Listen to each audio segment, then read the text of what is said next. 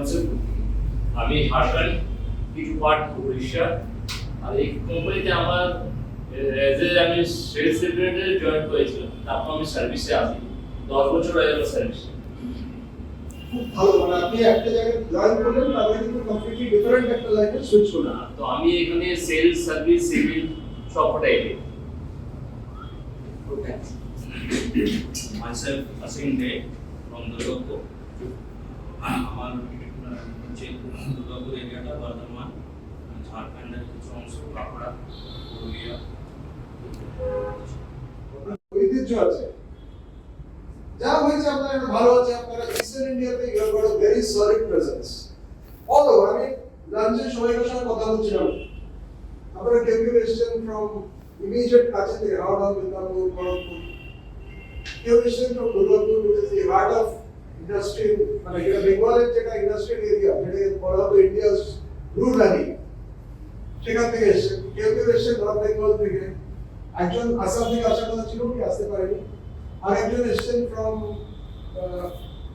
Maybe Jamshedpur. হ্যাঁ, জামশেদপুর ওকে আমি ভীষণভাবে রিলেট করি, কারণ আমি tata employee for 14.5 years, so that's why আমাদের পক্ষে Jamshedpur is like a fortress.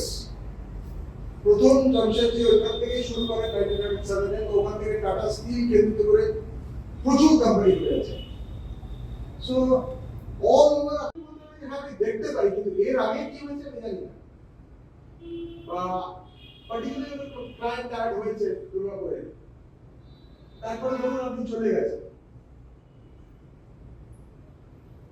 পরে যে সেই দিস নট রেসপন্সিবল, আপনাকে একটা রেসপন্সিবিলিটি হবে, বোঝাতে হবে যে এই ব্যাকগ্রাউন্ডটা, এই ক্লায়েন্টের সঙ্গে এই হিস্ট্রি, এইটা ওর ফিডব্যাক, কিন্তু ওর সঙ্গে ডিল করে আমার এইটা ফিডব্যাক, সব মিলিয়ে আপনার যে সাকসেসর, ওকে আপনি একটা হ্যান্ড ওভার করবেন।